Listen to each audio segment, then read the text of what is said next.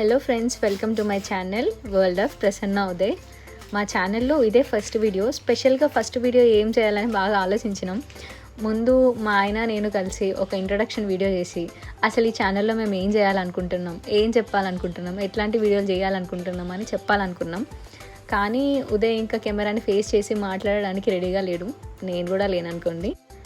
మేము అసలు YouTube channel start చేద్దాం అనుకొని 2-3 ఇయర్స్ కంటే ఎక్కువనే అవుతుంది.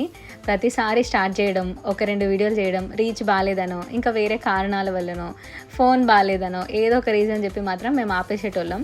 కానీ ఈసారి అస్సలు ఆపద్దని మా ఆయన సపోర్ట్ చేసినా చేయకపోయినా ఏం చేసినా ఈసారి గట్టిగా యూట్యూబ్లో కంటిన్యూ చేయాలని డిసైడ్ అయిపోయినా.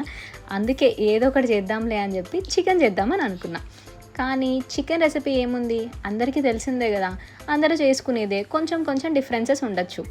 అందుకే ఇంట్రెస్టింగ్గా ఉండాలి, ఏదైనా ఎంగేజింగ్ టాపిక్ చెప్దామని స్టార్ట్ అయితే చేసినా కానీ ఎట్లా చెప్పాలి, ఏం చెప్పాలి, ఏ టాపిక్ని ఎట్లా స్టార్ట్ చేసి ఎట్లా ఎండ్ చేయాలి, ఇట్లాంటి ఏ విషయం మీద నాకు పెద్దగా ఎక్స్పీరియన్స్ లేదు. నేనేదో కష్టపడి చెప్తా, మీరు కూడా కొంచెం కష్టపడైనా వినండి.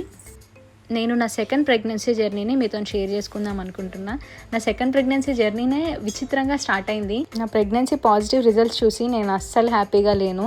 నేను ఇంకా కొంచెం టైం తీసుకుందాం అనుకున్నా. అన్ఎక్స్పెక్టెడ్లీ ప్రెగ్నెన్సీ పాజిటివ్ వచ్చింది. నేను మా ఆయనకి వీడియో తీసి పంపించిన, ఆయన మాత్రం ఫుల్ హ్యాపీ. ఇంట్లో అందరికీ చెప్పినాం, ఇంట్లో వాళ్ళందరూ కూడా హ్యాపీ. తర్వాత 2 డేస్ తర్వాత మేము హాస్పిటల్కి వెళ్ళినాం.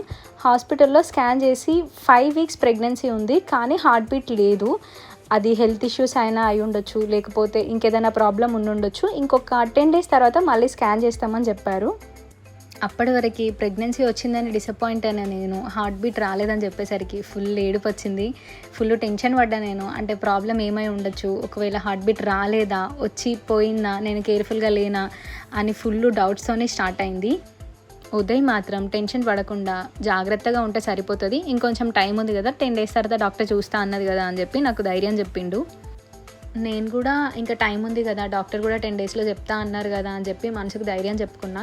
10 డేస్ తర్వాత మళ్ళీ స్కానింగ్కి వెళ్ళినప్పుడు హార్ట్ బీట్ బాగుంది, బేబీ గ్రోత్ కూడా బాగుంది, 7th వీక్ ప్రెగ్నెన్సీ అని చెప్పారు. అప్పటి నుంచి నిజంగా మనస్ఫూర్తిగా మేము ఈ ప్రెగ్నెన్సీ గురించి హ్యాపీగా ఫీల్ అయినాం.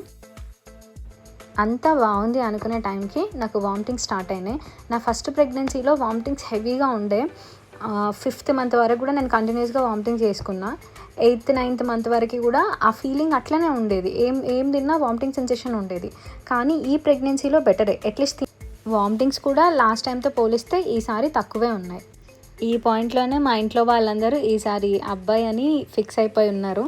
మా పాప అయితే ప్రెగ్నెన్సీ కన్ఫామ్ అయినప్పటి నుంచి తమ్ముడు అనే ఫిక్స్ అయిపోయింది. 3rd మంత్ ఎండింగ్లో ఎన్టీ స్కాన్ రాశారు.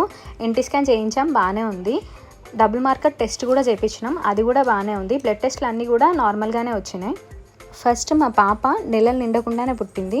అట్లనే బరువు కూడా తక్కువ ఉంది, 2.2 kgs ఏమో ఉంది. ఆమె వారం రోజులు హాస్పిటల్లో ఉండే. ఈసారి నా ప్రెగ్నెన్సీలో గోల్ ఏంటంటే 3 kgs కంటే ఎక్కువ ఉండాలి. దానికి నేను ఖచ్చితంగా గట్టిగా తినాలని ఫిక్స్ అయిపోయినా. కానీ అనుకున్నంత ఈజీగా మాత్రం అవ్వలేదు. నాకు అస్సలు చికెన్ తినాలని అనిపించలేదు. వారంలో 4 సార్లు చికెన్ తినేదాన్ని, ఇప్పుడు ఒక్కసారి కూడా తినలేకపోయినా. కనీసం ఎగ్ కూడా తినాలని అనిపించలేదు. ఇలా నా ప్రెగ్నెన్సీలో ఫస్ట్ ట్రైమిస్టర్ అయిపోయింది. వీడియో లాస్ట్ వరకు చూసినందుకు థ్యాంక్ యూ సో మచ్. మా ఛానల్ని సపోర్ట్ చేయండి. వీడియో కనుక మీకు నచ్చినట్లయితే లైక్ చేయండి, షేర్ చేయండి, సబ్స్క్రైబ్ చేయండి.